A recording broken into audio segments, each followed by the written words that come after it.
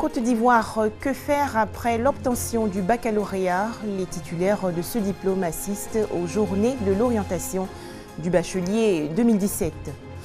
14 films en compétition au festival de Kourigba au Maroc. Ils tentent ainsi de décrocher le Grand Prix Ousmane Sembène. Enfin, 15 septembre 2006, en République démocratique du Congo, la Cour suprême annonce officiellement le second tour de la présidentielle. C'est un duel Joseph Kabila-Jean-Pierre Bemba. Bonsoir à tous et bienvenue sur RTI 2. L'orientation scolaire et professionnelle est une question difficile face à laquelle de nombreux élèves et parents se sentent tout particulièrement démunis. En Côte d'Ivoire, le ministère de l'Enseignement supérieur et de la Recherche scientifique a initié la journée de l'orientation du bachelier. L'édition 2017 a permis aux étudiants de visiter des stands, échanger avec les exposants et trouver une filière adéquate. Moussa Konaté. Le baccalauréat, diplôme de fin d'études secondaires, donne l'accès aux structures de formation de l'enseignement supérieur. Mais après l'obtention de ce précieux sésame, quelle filière choisir? Comment s'orienter? Pour répondre à ces interrogations, les journées de l'orientation du bachelier sont initiées. Une tribune d'échange pour permettre aux nouveaux bacheliers d'opérer des choix judicieux. Les futurs étudiants sont donc au contact des universités et grandes écoles publiques et privées. Pour la plupart, ils arrivent, ils ont le bac, mais ils ne savent pas exactement où aller. Donc par rapport à la série du bac, nous essayons de vraiment les aider à s'orienter, à aller là où il faut. Personnellement, après le bac, j'ai choisi de faire la mini-géologie, soit en informatique. Bon, quand je suis venu ici aujourd'hui, en tout cas, j'ai vu beaucoup de choses que je n'avais pas encore vues. Aujourd'hui, par exemple, je ne savais pas que quand tu fais les informatiques, tu peux travailler partout. C'est-à-dire que dans toutes sortes d'entreprises, tu peux travailler. Et ça, j'avais cette question, mais je n'avais jamais eu de réponse. Aujourd'hui, vraiment, je suis satisfait. Vraiment, en tout cas, ils m'ont bien dirigé, ils m'ont bien informé concernant ce que je voulais faire, ce que j'ignorais. Bon, vraiment, je pense que je suis bien guidé, quoi. Désormais, je sais où m'orienter. S'informer pour mieux s'orienter et s'assurer une meilleure insertion professionnelle. Les journées de l'orientation du bachelier, c'est aussi des panels, des conférences animées par des responsables d'institutions et cadres d'entreprises.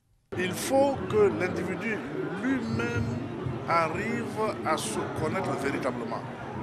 Il faut savoir ce que nous voulons. Et à partir de là, il faut savoir aussi les compétences que nous pouvons développer et qu'est-ce que nous pouvons faire et jusqu'où nous pouvons aller. Je disais aux jeunes, nous sommes en train de construire un site formation-emploi qui va avoir des données sur, d'un côté, les métiers qui existent par branche, de l'autre côté, les compétences qu'il faut avoir pour les exercer. Cet outil-là, on espère pour être opérationnel d'ici fin d'année. 101 462 élèves sont titulaires du baccalauréat 2017. Ces nouveaux bacheliers frappent aux portes des universités et grandes écoles pour entamer des études supérieures. Un tout autre sujet à présent et nous prenons la direction de Bouaké dans la région de Béké. Là-bas, des affiches publicitaires font rire les populations tant elles sont truffées de fautes d'orthographe et de grammaire. Alors cherchons tout de suite l'erreur sur ces écriteaux avec Léon Brou et Alain Essois de RTI Bouaké. Fautes d'orthographe, mauvais accords, erreurs de grammaire ou de conjugaison, fantaisie. Dans les rues de Bouaké, pas besoin d'être professeur de lettres. Les fautes sur les pancartes publicitaires, banderoles et autres affiches vous sautent aux yeux. On voit cette faute-là un peu partout. On ne peut pas faire 100 mètres sans voir cette faute-là. Sur les murs des hôtels, on voit. On se pose la question, à qui la faute? Palme d'or des fautes sur les affiches publicitaires, le secteur informel. Pour les opérateurs, mal ou bien écrit, peu importe. L'essentiel, c'est que le message passe. Moi, je réapprends, moi, je vois les fautes, et puis bon, je me casse, quoi. Moi, je n'ai pas le temps. Ici, le mobile, c'est la satisfaction du client. Le reste est bien moins important. D'ailleurs, les opérateurs du secteur informel imputent la faute aux concepteurs des messages publicitaires. Accusation que ces derniers rejettent. L'erreur ne vient pas de nous, ça vient des calligraphes. Ceux qui le font, c'est parce qu'ils ne sont pas instruits. Aujourd'hui, après une formation de 1 an, 2 ans, Le petit croit qu'il connaît, il va se battre. Soit il y a la pression des parents pour dire qu'il connaît, va te débrouiller. C'est en se débrouillant que les jeunes, parce qu'il n'a pas le temps d'apprendre comme il se doit. Ils viennent, ils font quelques mois parce qu'ils sont dans le besoin d'argent.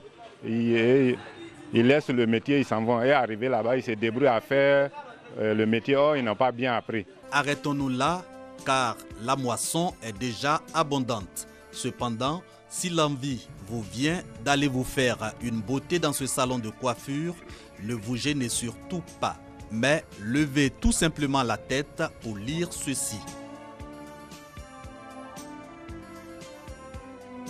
Après ce coup de peigne, un voyage dans les gares routières. Ici, il y a départ à tous les jours grâce à Dieu qui donne tout.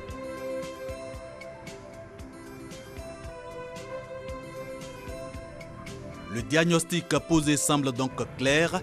La langue de Molière est massacrée dans les rues de Bouaké sous le regard de tous.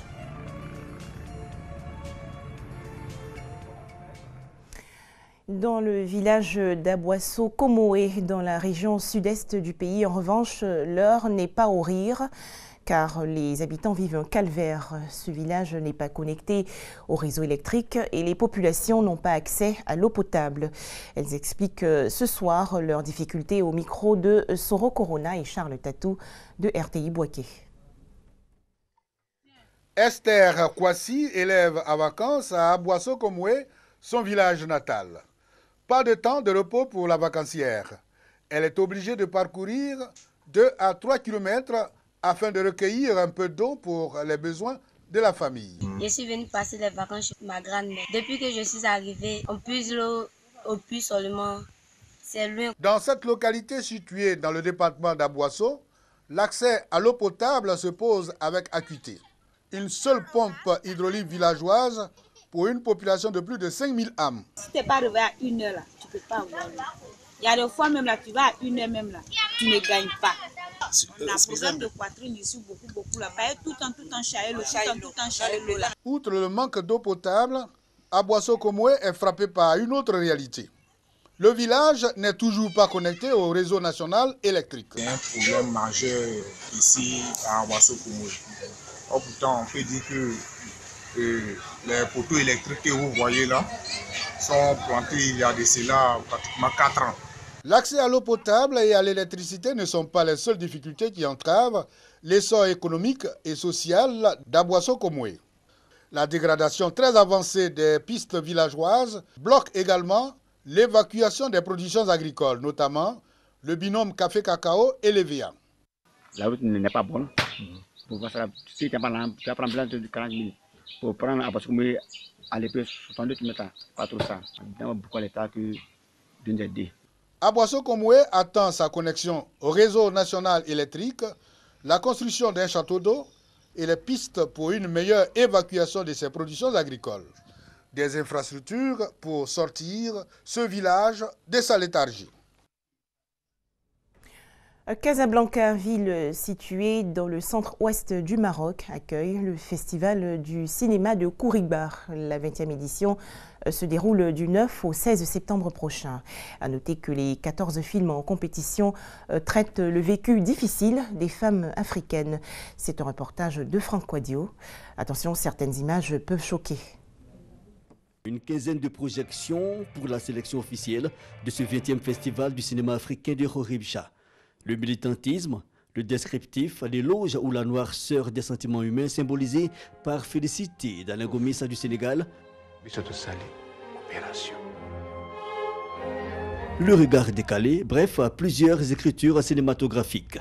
J'estime que le continent africain étant un continent où il y a toutes les richesses, les enfants d'Afrique doivent bénéficier de ces richesses. J'ai grandi pendant que mon pays, la République démocratique du Congo, était déjà déchiré par des guerres. J'ai déménagé en Ouganda et je me suis dit, je vais faire mon premier film, je vais faire cette comédie sur l'aide humanitaire en Afrique. Woulou, du Malien Daouda Koulibaly, un zoom sur le regard complaisant de la société concernant les trafics de tout genre dans un ciel dominé par le terrorisme et frontières d'Apolline Traoré du Burkina Faso, évocation de la porosité de nos limites frontalières.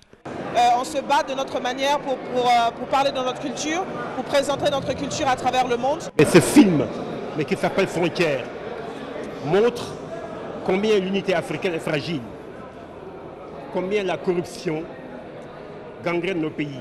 Matière grise et plusieurs films du Rwanda, pays invité d'honneur, et le cinéma d'une autre partie de l'Afrique symbolisé par le Mozambique sur le fond et la forme des avis différents. Il y a une certaine évolution dans la qualité technique des films. Il y a des films qui sont moins travaillés. Moins travaillés, c'est-à-dire qu'ils sont moins financés, qu'il y a des acteurs qui ont raté leur rôle, d'accord, qui n'ont pas joué leur rôle. Et il y a d'autres films qui représentent une grande qualité de la mise en scène et au niveau du tournage. Film officiel, mais aussi une sélection panorama. Une dizaine de films hors compétition meublent ces 9 jours du festival de Horibga au Maroc. Enfin, Joseph Kabila contre Jean-Pierre Bemba, c'est l'affiche du second tour de l'élection présidentielle de 2006 en République démocratique du Congo. En effet, le 15 septembre 2006, la Cour suprême congolaise a annoncé officiellement les résultats du premier tour du scrutin et donné son feu vert à la tenue d'un second tour. Les explications de Herman Yamia. Les partisans du président Kabila qui obtient 44,81% des voix et ceux de son rival crédité de 20,03% se sont affrontés à Kinshasa avant la proclamation des résultats. Après avoir voté dans la faveur, les électeurs de la République démocratique du Congo RDC attendaient avec anxiété dimanche 20 août les résultats du scrutin historique de l'élection présidentielle du 30 juillet, le premier de cette importance à être organisé en 4 décennies sous l'égide du multipartisme, de peur que la violence à un moment donné ne vienne gâter le processus électoral. La première phase du laborieux décompte des voix, d'une difficulté à la mesure de celle d'un pays grand comme l'Europe de l'Ouest et pratiquement dépourvu d'infrastructures, devrait se conclure dimanche à 20h par l'annonce des résultats provisoires avant examen des réclamations par la Commission électorale indépendante CEI. Toute la journée, Kinshasa, la capitale, avait eu des airs de ville morte, ses habitants ayant préféré prudemment rester chez eux, de peur que l'une ou l'autre des forces armées dont disposent plusieurs des candidats, anciens belligérants de la guerre du Congo, ne soit utilisée pour faire dérailler le processus électoral. Dimanche soir, les faits ont semblé à 2 doigts de leur donner raison lorsque des coups de feu ont éclaté vers 18h30 dans les environs du siège du mouvement de libération du Congo MLC de Jean-Pierre Bemba, principal adversaire du président sortant Joseph Kabila, ce qui a déclenché les premiers tirs de main confus.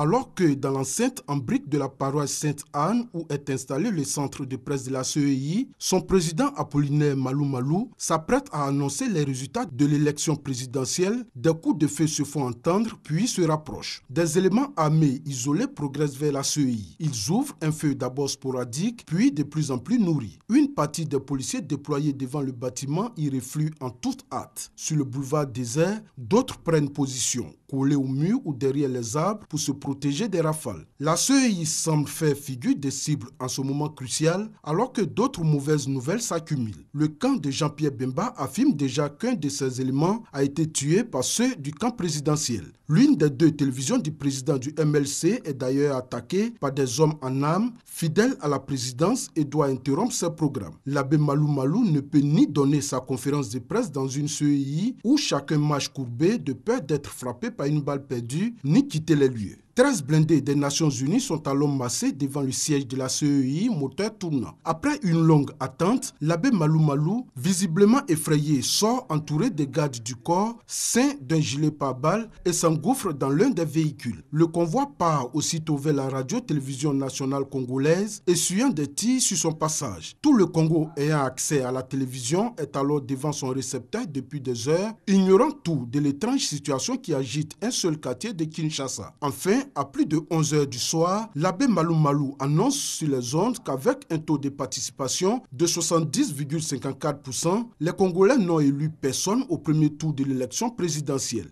Le président Kabila obtient 44,81% des voix. Son rival Jean-Pierre Bemba en obtient 20,03%. Après avoir été donné vainqueur putatif dès le premier tour sur la base des résultats partiels, Joseph Kabila a vu son pourcentage s'éroder dans la dernière ligne droite. La date du second tour a été provisoirement fixée au dimanche 29 octobre 2006. Très bonne soirée à tous sur RTI2. Merci de nous avoir suivis. Alors à demain, 19h.